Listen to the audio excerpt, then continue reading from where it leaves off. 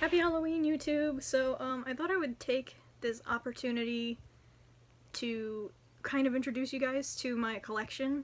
It's not very big, and I know I don't have any other uploads on this channel, but I'm still learning. I'm still getting comfortable around my animals. I used to be a huge arachnophobe when I was younger, so I kind of got them as a way to get over my fear. It seems like a lot of people in the tarantula community do that. Is that actually a thing?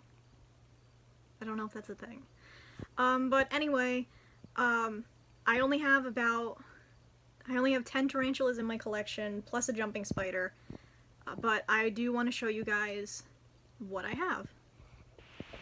Okay, so I thought I would start with my jumping spider. This is Toodles. Please don't jump.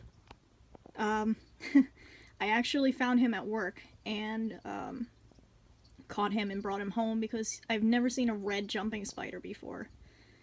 I've had him for a couple weeks and I haven't been able to really get him to eat, so I'm thinking about putting him back where I found him just so he has a better chance of survival.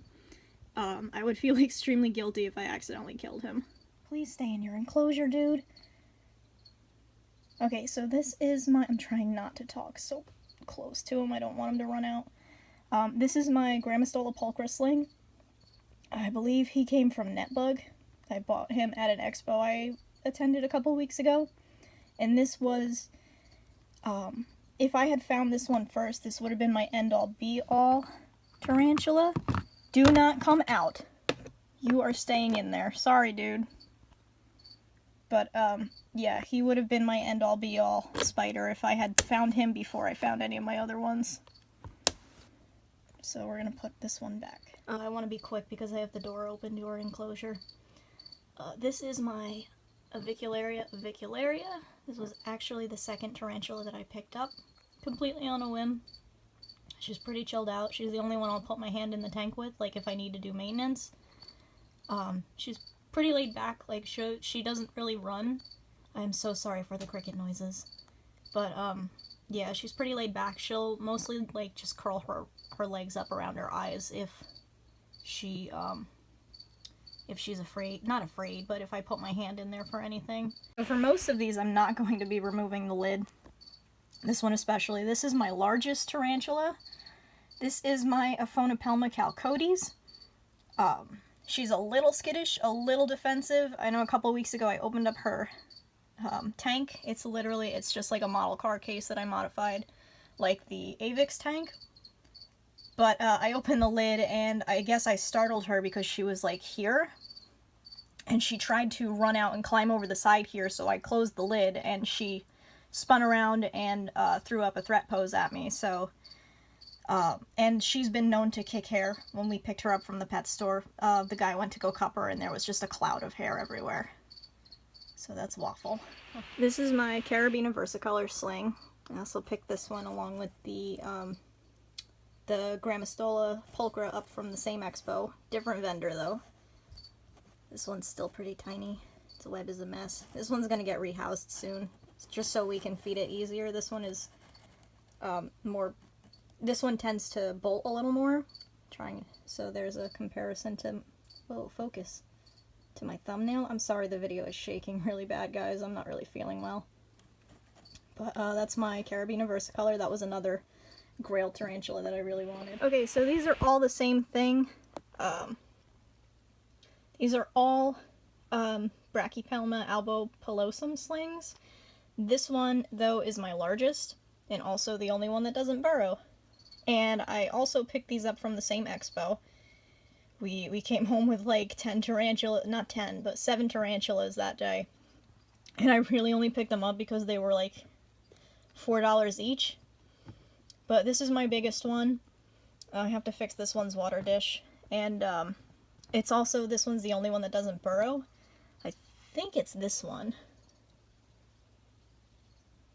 Yeah, this one has like an intricate tunneling system. Stop shaking. All in the bottom of its enclosure, and it's also, that's my smallest of my 3 curly hairs. Okay, I'm not going to open up the tank. I don't really want to disturb her, but this is my mature female Hapalopus species Columbia large. She's freshly molted. I came home last Thursday and I found her rolled onto her back. She needs more substrate, but I don't want to bother her for another, like, week. This is the, excuse me. This is the first I've seen her, like, up and about. And I had absolutely no idea. Yeah, she's, like, pretty decent size. Had no idea she was getting ready to molt until we put her in the tank and tried to feed her, and she just, I've never seen a tarantula slap at a cricket in person. It was kind of funny. We left it in there overnight, which I know you're not supposed to do, but I figured maybe she was just stressed. And it was still there in the morning, so I took it out. And I came home Thursday to this.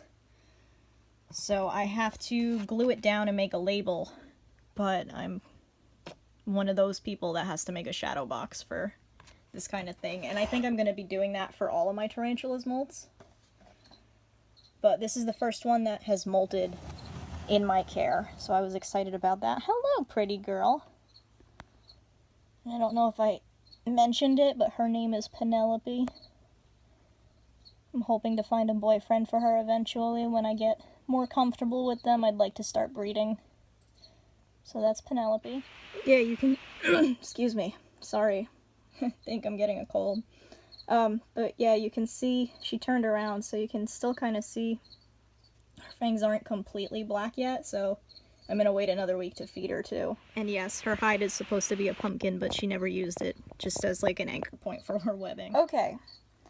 This guy is crazy. While we were at the expo, my boyfriend had said he was going to pick up something for me that I really wanted, because he didn't buy me a birthday present last month. So, one of the vendors had this guy, and I kind of felt really bad for him because his abdomen was really skinny. For those of you guys that are wondering, if you guys couldn't figure it out, but didn't recognize this, this is supposedly a Phonopelma simani, blue color form.